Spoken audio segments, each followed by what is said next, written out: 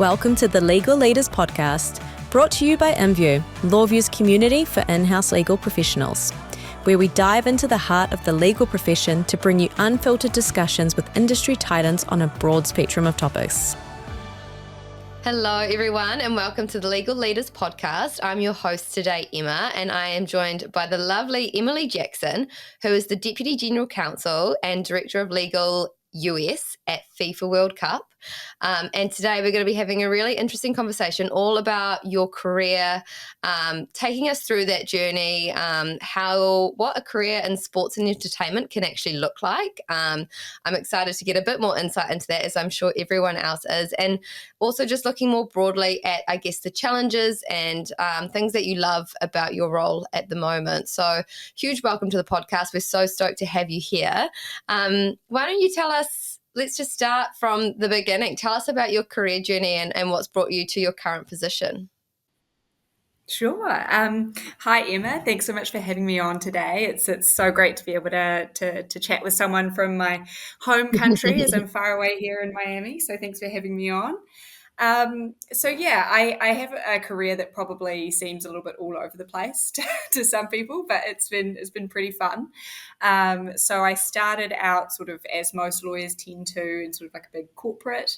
And then probably after a couple of years there was kind of looking for something a little bit more in line with a subject matter that I was interested in. So moved to kind of a smaller entertainment law firm and had a fantastic time there, really. Learned a lot about sort of, contractual negotiation and sort of commercial deals.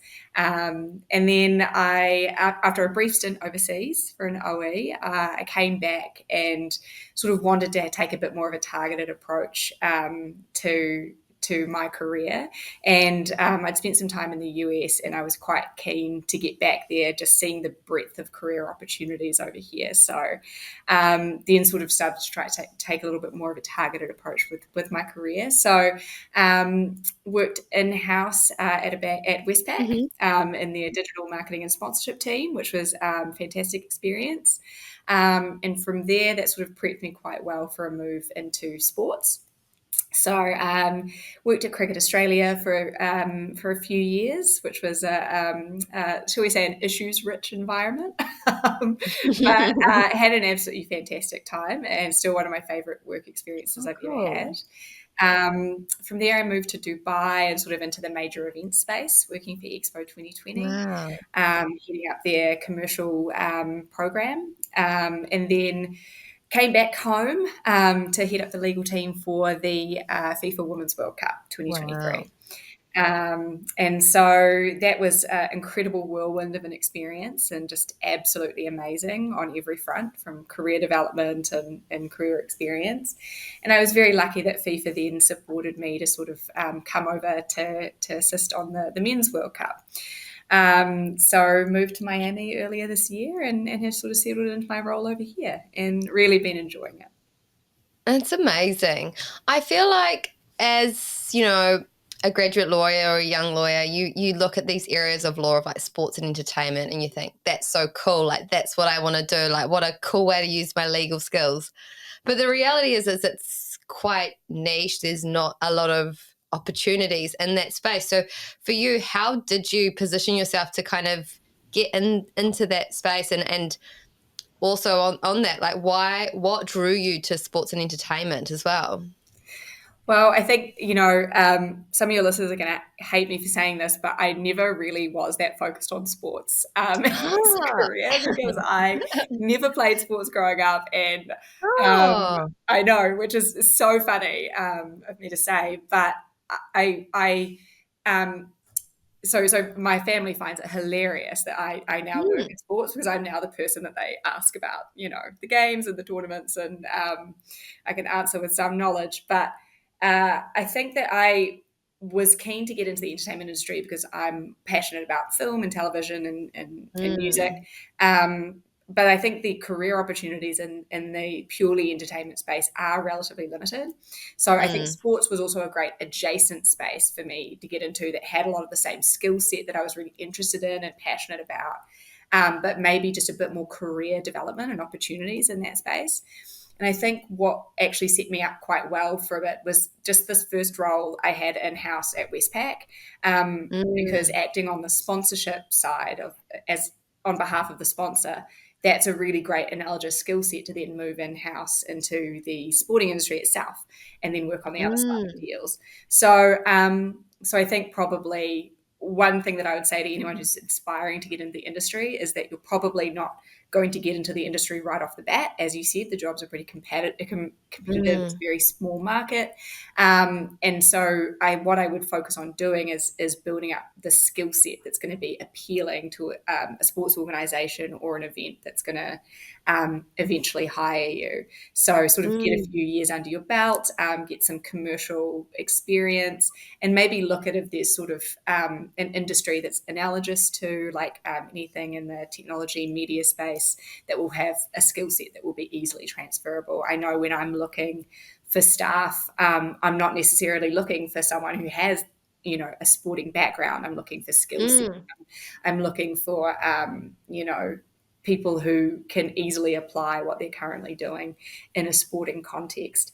I would say overall there's kind of less sports in it than there is law. So everyone thinks you're going to come in and have, all of these, big fun opportunities to work on sports specific stuff.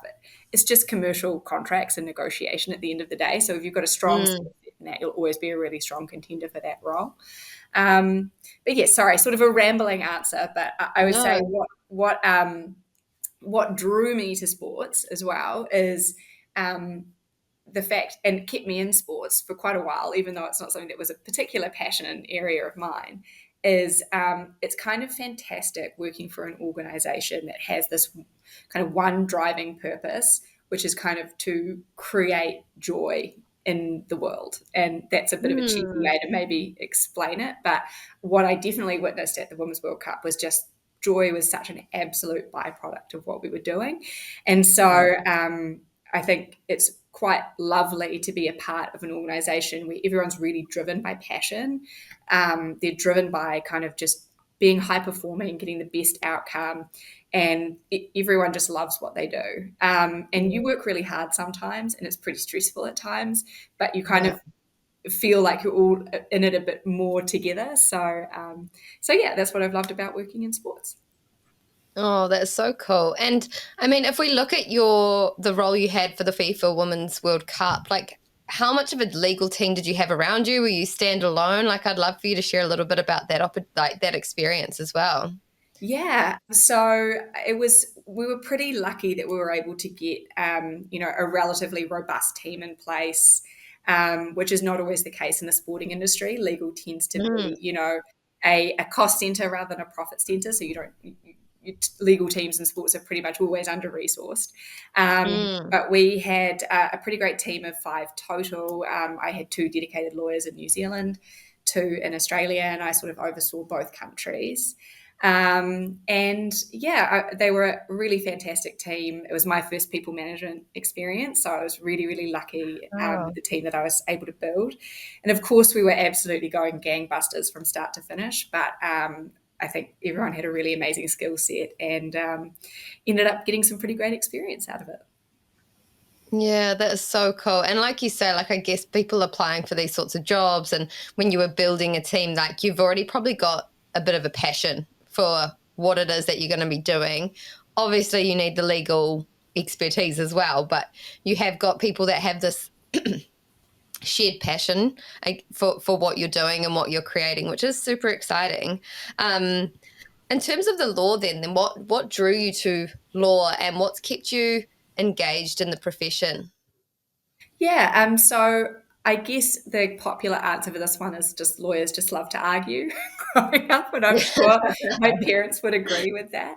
But I think probably what drew me to law was a passion for advocacy and sort of Mm.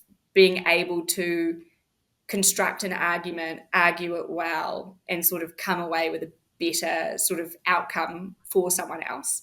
And so that's initially what drew me to law. But I think at a broader level, a legal degree is always just a fantastic qualification to have, something that demonstrates you've got great skill in writing, great skill in constructing an argument, and researching all of those key skill sets that are applicable in a number of different contexts.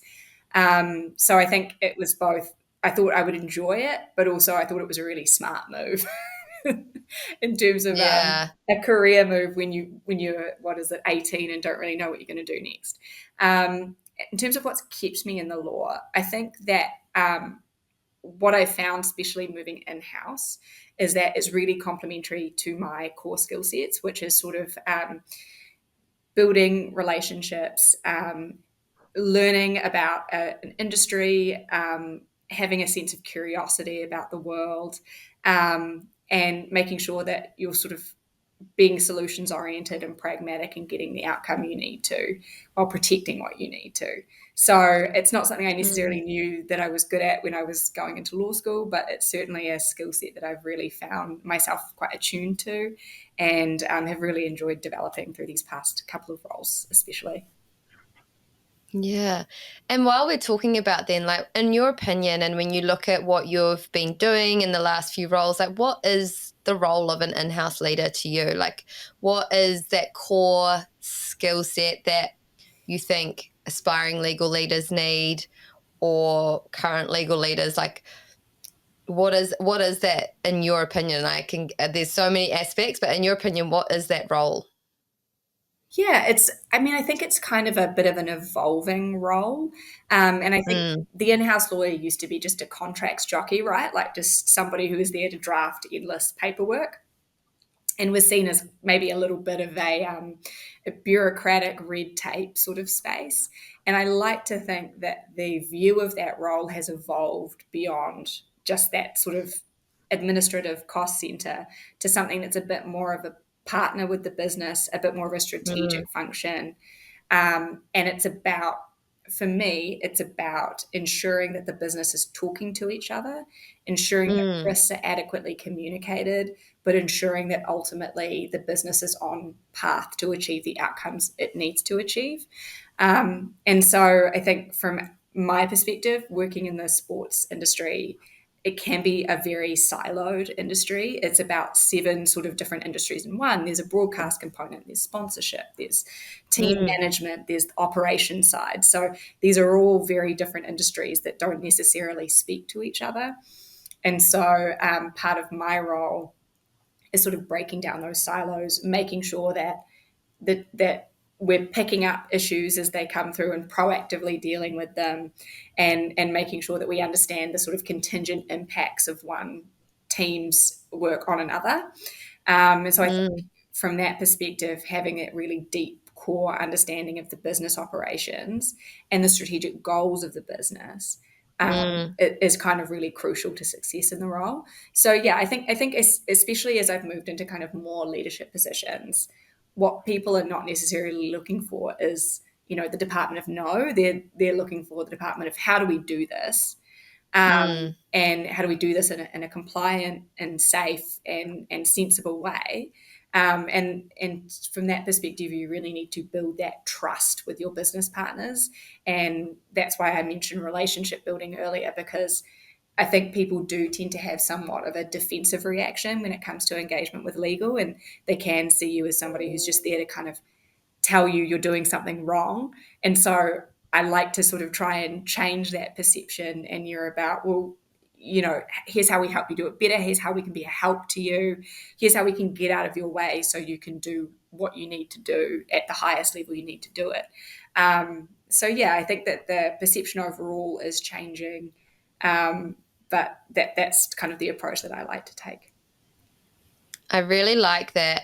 And I think it's like it's something that I hear more and more of it. It's not about like being the best lawyer. It's about, understanding the business and these skill sets. But did you, in any of your roles, did you kind of get, I guess, any resistance to change when you came in and said, hey, this is the sort of legal in-house leader I am, and the business kind of still put you in this basket of, no, that's not what we think legal is? Like, have you had that sort of resistance to the changing role of legal? I think I've been pretty lucky. I think the era that I've sort of come up in, especially most recently, people have been Mm. a little bit more willing to sort of understand the role of legal and how we can be of assistance. Like you definitely still meet resistance. And I think people will sometimes, before you've had the chance to build that relationship, they'll try to go around you rather than engage with Mm. you. But I also think that sports is such and I said before, issues rich environment, and it's always true. There are so many potential legal risks and things that can go wrong and things that have gone wrong that I think legal is respected quite a lot because we're often relied upon to be the problem solvers. And so I think where I've Mm. tried to move it from is sort of that ambulance at the bottom of the cliff, having to enforce a contract, to maybe fence at the top of the cliff where you're catching issues proactively, you're building relationships proactively, people are coming to you proactively and saying, I have this idea. I'm not quite sure how to make it work. Like, what do I need to be thinking about? And I love that Mm. part of the job. Like, I really, really love having those initial conversations with people and just sit down and have a yarn and, oh, well, you might want to talk to this team and just be cautious about this issue. That's kind of one of my favorite parts of the job. So I think you do occasionally meet resistance, but I think I take that as like almost a personal challenge to say that, well, I just need to build that relationship better and demonstrate value better to that business partner. Yeah, no, I really like that. And it comes back to the communication piece, doesn't it? And having those relationships in place. When I think of sports and entertainment and like you hear like you've worked at Cricket Australia and like FIFA World Cup, it sounds super cool. And it sounds super like glamorous in a way. Maybe not glamorous, but it sounds like, a really exciting area of law. And I'm assuming it is. But tell us what it is exactly you are doing in your role. Like, is it as glamorous and cool as it sounds? What is the role of like the director of legal at FIFA or deputy general counsel? I mean, I think that I would love to keep that mystique around it and sort of Don't ruin it for me. play off that it's incredibly glamorous. It's not. Like it's at the end of the day, you're negotiating contracts, you're jumping on calls, you're trying to make two people see eye to eye that potentially don't want to see eye to eye. So there's always a certain amount of burn and churn that you're doing. But I think from a day-to-day perspective, my role and what I did at Women's World Cup and what I'm now doing is I'm here to help put on a tournament. Mm. So what we do sort of from a tournament perspective is FIFA obviously negotiates all of the hosting documentation in relation to the tournament, and that happens years and years in advance of the tournament itself. So Mm. we are gifted with this contractual landscape that grants us all the essential rights and responsibilities of the host countries and the member associations and all the stakeholders that we can then use to start planning the delivery of the tournament. And it would be lovely if it were that smooth, but from there, we have to actually put these theoretical hosting documents that are purposefully very vaguely drafted because they're drafted years in advance of the tournament. They have to account for any number of possible sort of issues. So taking these very vague, high-level documents and then sort of figuring out what do they mean on an operational, practical level. And so Mm. we're assisting the business who are sort of procuring suppliers, mapping out the stadium, figuring out where everything is going to go, selling the commercial packages. And then we're working to kind of capture that in documentation, work through what those guidelines are going to be, and flesh out any issues that arise, because inevitably there are kind of issues and conflicts that you have to work through. You have to make sure you're managing sort of the relationships with all the different stakeholders, the stadiums, the host cities, our broadcaster, make sure they're all getting what they need, but that they understand what we need from them in order to deliver the tournament. Mm. So it's an incredibly practical role. It's an incredibly operational role. You're working very hand in glove with the operational teams. You're ensuring, and I think it goes back to what you were saying before around communication. It's very much a communication-based role. It's making sure that the stakeholders are talking to each other. It's making sure that what these very vague sort of requirements are boiled down into something that we can actually understand and implement on the ground, and making sure then that it's done in accordance with those requirements. So, it's an incredibly varied role. It's no day is the same, and that's what I like about it. But yeah, it's a lot of your practical skill set, contract negotiation, drafting, interpretation, all of that commercial skill set, researching points of law that are going to apply to your tournament. And for us, we've got a lot of points of law because we've got 3 countries and we've got 11 states within the US that we've got to account for. So it's a complicated legal environment, and it's a really varied jurisdictional environment. So it's an incredible amount of work just to make sure that we're compliant, but that we're also consistent across all 3 countries and all of the US states. So yeah, it's an interesting role. Wow. It's a daily challenge, as is keeping the light on. That's okay. Yeah, because it's something actually you made like the point there around obviously like you've come from New Zealand, you worked in Australia, and then to go work in the US where all of a sudden there's different laws in different states, and kind of trying to get your head around all of that as well. Like having that more, it's just that much more complicated, right, than it would have been, say, when you did the women's one in Australia. Like it's just a different landscape. How have you overcome that? Have you had to use a lot of external firms? What's been the approach? Yeah, I mean, it is incredibly complicated. And as we move more to these co-hosted models of tournaments, it's something that people are going to have to build in, I think, much more from the outset. So from my perspective, I'm lucky that I was already admitted in the US before I took this role. So I sort of already had sort of a touch point of understanding US law. But I think a lot of the skill set is from the day-to-day burn and churn, it's contractual negotiation, which doesn't tend to change that much jurisdictionally. So that skill set has remained fairly similar across all the jurisdictions in which I've worked. But I think the other thing is you have to kind of be able to. We were very lucky in Australia and New Zealand because Australia and New Zealand tend to have fairly similar laws. Australia is a bit more of a sort of mature jurisdiction in some specific areas, and New Zealand will normally take guidance from Australia on certain points. So we were able to quite closely align policies across both countries. The North America context is much different.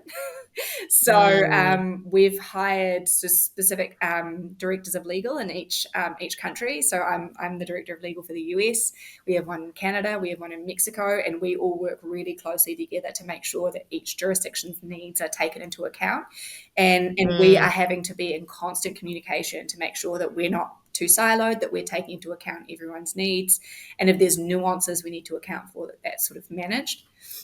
But yeah, we do rely on external counsel quite a lot. That'd probably be our predominant sort of support that we seek externally, and we really just look for external firms that have sort of full service capabilities across all the states and can give us sort of a snapshot of what is the law in this space and what are those implications for the tournament. So it's certainly complicated, but we're working through it, and we've got a great team, so we're lucky. Yeah. No, that's awesome. And yeah, I guess like that's just like my small mindset being in New Zealand, and then all of a sudden you're like, hang on, like that we have one law for the one country, but that is not the case elsewhere. Yeah. I would love for you to maybe share what are like some of the perks or interesting stories that you've had in your time. Can be in this role, other roles that you've kind of like, that was a really amazing kind of like super cool experience. So probably the biggest perk, one of my favorite memories is I was seconded to work on the Cricket World Cup in 2019, which was in England.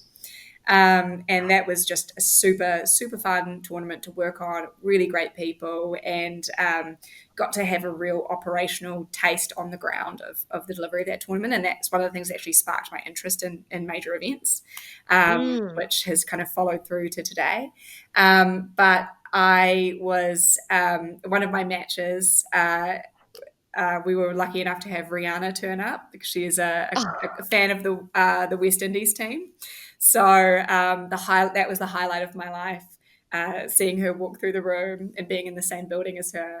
Oh, Unfortunately, I was wearing a horrendous blue polyester tournament uniform at the time, so I felt very unimpressive. But that was definitely a highlight. I mean, I think seeing the closing match of the FIFA Women's World Cup, and I mm, think what was so rewarding about that tournament was the groundswell from a public opinion perspective that just happened over the course of the tournament. And there was always a lot of excitement and buzz around the tournament, which made it feel so gratifying because you worked really mm. hard for 2 years to deliver this tournament, and to see it actually delivered is amazing. But I think the buzz and the chatter around the tournament just increased and increased over the course of it, and especially in Australia, where the Matildas made it so far in the tournament, and they had this amazing match, which kind of against France, which finished in a penalty shootout. And it was just this spine tingling sort of, I can't even remember how many minutes, but it was just shootout after shootout. And then finally Australia won. And just the moment when they won, everything erupted. I was at a fan festival at the time that erupted. Like, it was just the Oh, most amazing match. And then, as I said, seeing the final was just this amazing sense of having come full circle. The tournament has come to a fruition. You've seen all your hard work play out, and just this amazing sense of, like, I guess, satisfaction that I don't think you mm, necessarily get in other jobs. So and that's one of the things that I kind of love about working in events as well, is that you work for this duration, which is, this certain period of time. You deliver something that brings so much joy and interest and fun to people, and then you get to kind of neatly tidy up and then kind of move on to your next stage of development in your life. So it's not for everyone, I think. Certainly some people would like more stability in their lives, and mm. won't drag their husband all around the world with them. But I think I just absolutely love that sense that you've accomplished something so amazing, but then you can kind of move on to the next challenge. I can really see that, and I can see your energy when you talk about it, which is so cool. But I think as well, like, a lot of the maybe sometimes frustration or lack of achieving something, when you are working in a corporate job and it's kind of like you're sending emails and you're writing things down, and then you can get to the end of the day sometimes and you're like, what have I actually done? Like, what have I achieved? And, like, I think that was for me why I personally didn't enjoy private practice, because I need to see something that I'm working towards and, like, almost grasp what I've done and see it play out. And I know that that can be the case for a lot of people.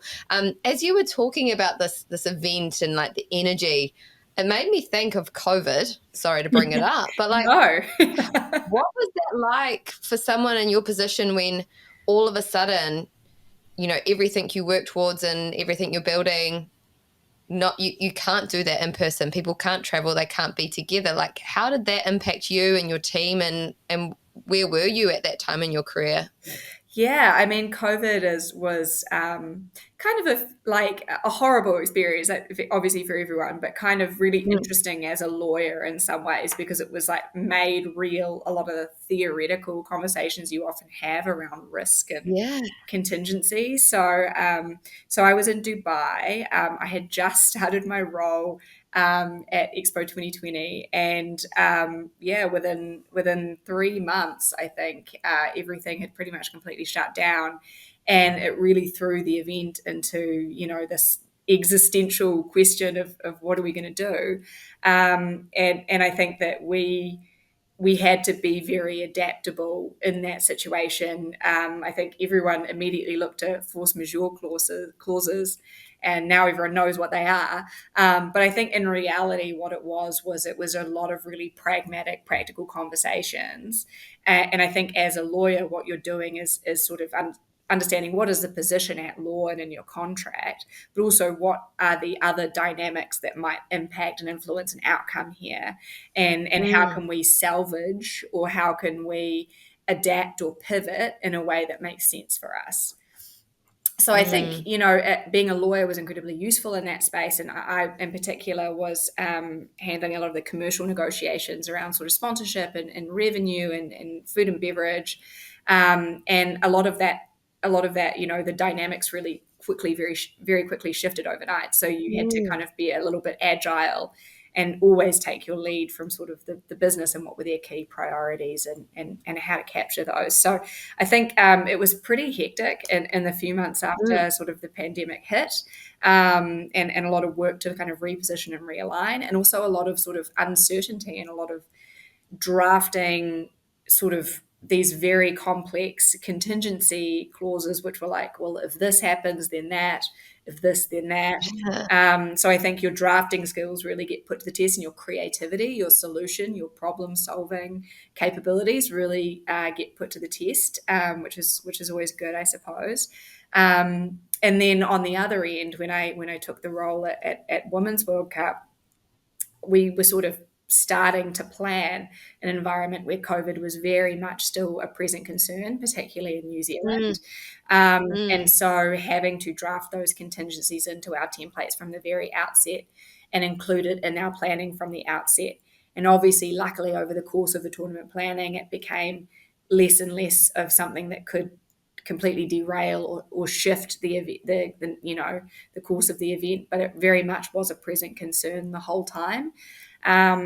So yeah, I think it was quite interesting. On the one hand, it came in at the end of one event, it then sort of set the tone for the next event I worked on, and indeed every event thereafter.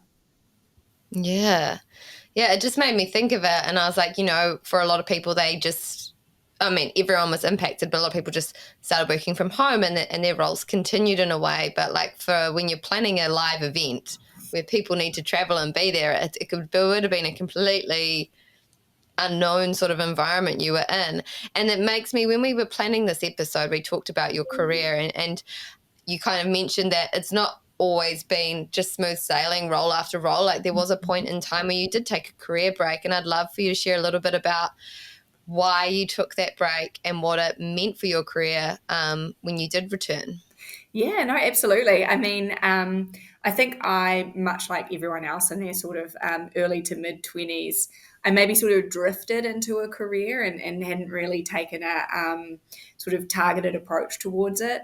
And I think especially when you're a young lawyer, quite often you can quite easily get quite burnt out. And I think that I was also working in a role that I was really passionate in. So I was working pretty hard. And by my mid-20s, I think I'd really sort of reached this point where I was like, is this what I want to do anymore?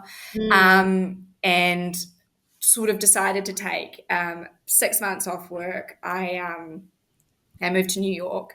I did a dance course at Broadway Dance Centre, which was just so much fun. And it was just a fantastic chance to kind of completely take a break from my life and reposition and reset and do something I just loved that was completely different from law. And that's one of the things that made me fall in love with the idea of moving to the US and see all the different career opportunities that were sort of there. And funnily enough, it kind of really decided for me that law was actually what I wanted to do, and that I was passionate about it, and that I was interested in where this career could go. And so I kind of came back to New Zealand with just a bit more fire in the belly and a bit more of an idea of, okay, well, this is where I want to get to.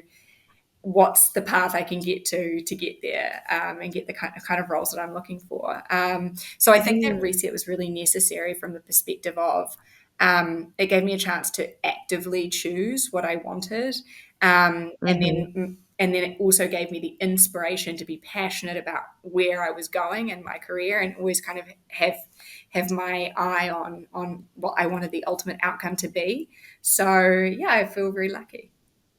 Yeah, I think it's really nice to hear you say, share that journey, because a lot of people will look at you and your position in this amazing career and just normalizing the fact that there actually was a point in your career where you said, hey, I don't actually know if this is for me, and I need to take time away from it to know if it's right. And I think it's so refreshing for people to hear that you don't have to be in the law for the whole time to be successful. It is healthy and normal if you need to take a break. Yeah, absolutely. And I think the other thing that I would say in line with that is that quite often, especially in my early career, I made choices that maybe weren't the most like sensible when you think of a typical career narrative, like leaving like an amazing, great big law firm for like a relatively small entertainment law firm, and then choosing to take 6 months out of my career. Mm, You know, those are not necessarily choices that neatly fit within a narrative. But yeah. what I would say to people is that like I had a real sense of sort of caution and nervousness about making those choices at the time. But they've always been really easy to talk to when I've interviewed for different roles later. Like people were sort of quite curious about, why'd you move Mm, from this firm and why'd you take this break here? It's always really easy to explain. And people always, I think, have a real respect if you've made choices for the right reasons. So I guess mm, what I would also say to people who are sort of maybe early in their career and not really sure about, they don't really love what they're doing and they may want to try a different path, but it's maybe that they're not sure if that narrative makes sense for them. Like, I think just go with your gut and make the choice that feels right to you. You have time to change course, you have time to change direction. And as mm. long as you always have a way of um, sort of communicating why that choice was made, it's never going to come across in a negative way. Mm. Yeah, no, I think that it's really important to kind of share that message as well. Um, Throughout your career then, and like when you were making that decision, and even now your role, is there somewhere that you're looking to for guidance, or someone that is mentoring you throughout this time? Like where do you turn to now if you're like unsure or not sure what you should be doing, or where, what I've come across this, like do you have like that community or mentorship in, or a book or something that you turn to? Yeah, I mean, I think that I was really lucky when I went to New York. I used the Kiwi Expats Association, and they very generously connected me with a few lawyers in the New York area, and I was just sort of, having conversations with them, like what was your career path? What, Mm. just so I could see if there were commonalities or entry points that I could sort of mimic or follow.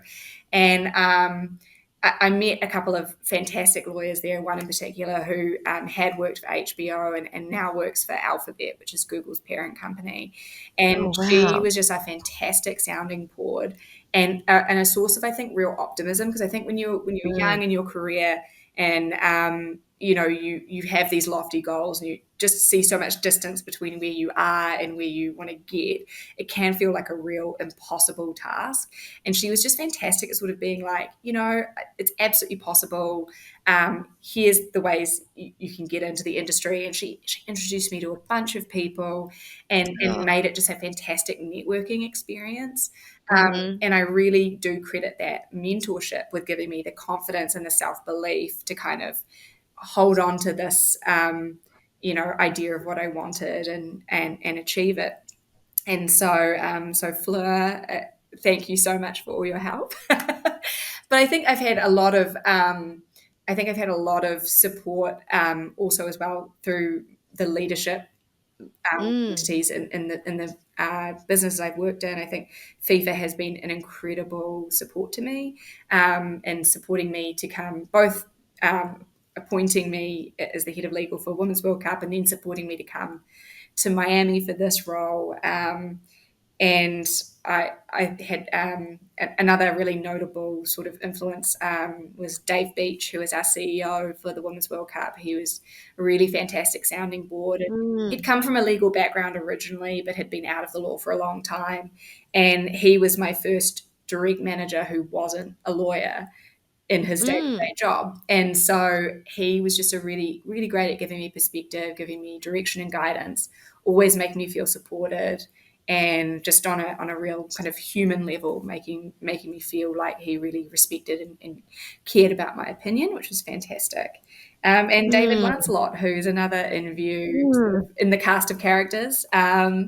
and he's been recently someone that I've connected with, and has just been another great example of that person who's really willing to put themselves out there, connect you with other people, give you information about the industry, and give you some really sage advice about where he sees things going.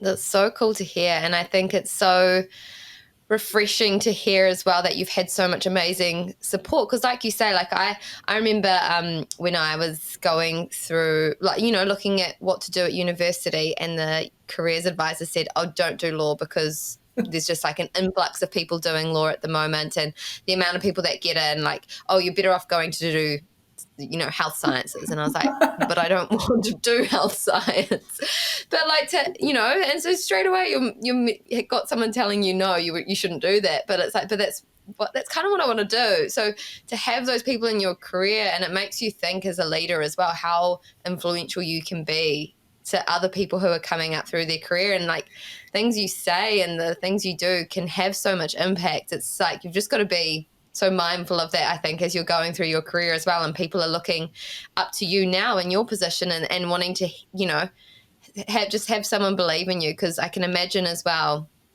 in any role and any level, you still have that imposter syndrome, right? But you Oh, need to have those absolutely. people saying, we believe in you, you can do this. Because like, I can imagine, like, there's a lot of stress when you're just trying to pull off this one event as well, and you're like, you know, leading that.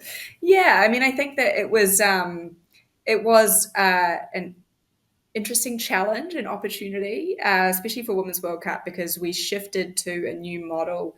So previously, events had been organised through the member associations. So Mm, New Zealand Football, Football Australia, they would set up their own company, and that company would deliver the event. But Women's right. World Cup, for the first time, shifted it to FIFA set up its own direct subsidiary. And so we were sort of, you know, probably the first time that FIFA in this really granular way had a more on the ground presence in the build up to the tournament. And so it was a learning curve for both entities. You know, like the people on the ground had to really learn. You know, FIFA's the best organization in the world at putting on events. And so we had to learn the FIFA way, and they had to learn about the realities of delivering the event on the ground. So I think a lot of it was really challenging. And it goes back to that communication piece, which is we were really the sort of median point between making sure both parties understood what the other needed in a lot of ways. Yeah. So yeah, it was really challenging, and I won't lie, I certainly had imposter syndrome. I experience it every day, but Mm, I think you sort of have to you have to trust in yourself and in the judgment that you've developed, and understand that like everyone's sort of going through the same thing, and if you show that vulnerability and that curiosity and that willingness to learn, I think people really respond to that. mm, Because I think that one thing that I've found is a really crucial skill set is, yeah, like I said, that curiosity, that asking questions like, oh, this must be a dumb question, this might be a dumb question, but can I just ask, or how does that work, or do you mind if I ask? And some people would maybe say that you don't need to know that as the legal team mm. because you're not delivering on the ground, but I think it's so crucial to understand how the operations are actually working, what their drivers are, what their key concerns are, Yeah. and it provides an opportunity for that relationship building. And I think if you have these open and frank and vulnerable conversations with people, then you find that people are often in the same boat and they're stressed and they're trying to get something done. They're trying to do this impossible task, and we're all sort of in this together, trying to get the Mm. outcome. Oh, I can only imagine the satisfaction when you see it come off as well. Like, obviously the nerves leading up as you're like, wow, it's coming, it's close. But then the like you said, when you were talking about seeing those games, like the satisfaction would just be absolutely incredible, and also just like a huge sigh of relief, I can imagine. Absolutely. And I think especially because obviously when you're a lawyer, you're trained to see risk, right? Yeah. And part of the job is accurately assessing that risk, accurately communicating that risk, and sort of trying to mitigate it to the extent you can. And so I think when you're 3 months out, when you're 6 months out, there's just so many things that can go wrong. And let's be honest, things will go wrong. It's the nature of Yeah. live events, is that it's happening in the world, and there's always going to be things that are going to impact that. So I think definitely seeing the final whistle blow after that final match, it was just fantastic to know, that none of those risks had eventuated. But I think that's the benefit also of having this experience and having an experienced team around you, is we've all done this many a time, and hopefully can predict certain outcomes to the extent that they can be mitigated. Oh, it's so interesting to learn about this. And I just wanted to say a huge thank you for coming onto this podcast, for sharing so much about your career and your journey and what it really is like to have a career in sports and entertainment. I think it's kind of like debunked some myths about what it might be like, but also still makes me think it's so incredibly cool and exciting area of law to be operating in. So just want to say a huge thank you. And what I'll do is I'll put a link to your LinkedIn in the show notes so people connect with you if they want to pick up anything from this conversation with you. But so lovely to chat with you, Emily. It was really, really lovely to speak. And thank you so much for having me on. Awesome. If you enjoyed listening, please hit follow and leave us a review on your listening platform of choice. We love engaging with our community and hearing from you, so please head to inview.lawview.com. Thank you so much for tuning in.